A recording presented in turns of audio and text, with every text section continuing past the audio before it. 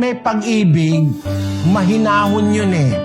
Kung mag-isip, mahinahon. Hindi basta nayayamot, hindi basta nagagalit yung may pag-ibig. Yun mga virtues sa ilalim ng pag-ibig.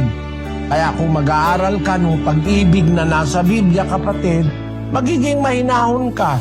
Bawa, kagalit-galit yung ginagawa ng isang tao, meron kang virtue ng pag-ibig, mahal mo yung kapatid mo, mahal mo yung kapwa mo, hindi ka basta magsasalita ng makakasakit ng damdamin ng kapwa.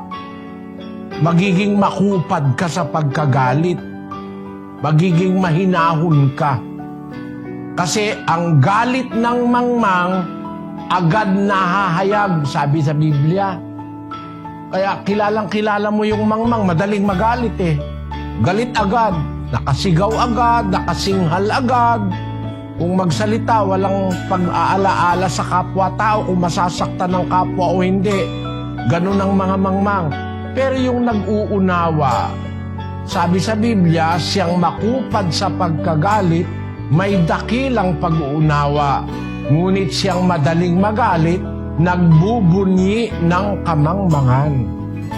E tanong mo, paano mapapanatili yung kahinahunan? Matuto kang umibig, kapatid. Halimbawa, mahal ko ang isang tao. Kahit nagagalit na ako, hindi pa rin ako nagagalit, napipigil ko kasi mahal ko yung isang tao eh. Pero pag halimbawa, lagi kang galit, ibig sabihin wala kang pag-ibig noon. Lagi nakasigaw, lagi nakasinghal, laging kung magsalita ay nakakasugat ng damdamin, walang pag-ibig sa kapwa yung ganon. Matuto lang tayong umibig, magiging mahinahon tayo.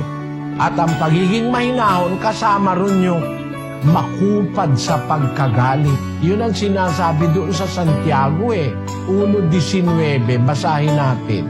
Nalalaman ninyo ito, minamahal kong mga kapatid, ngunit magmaliksi ang bawat tao sa pakikinig, magmakupad sa pananalita, magmakupad sa pagkagalit.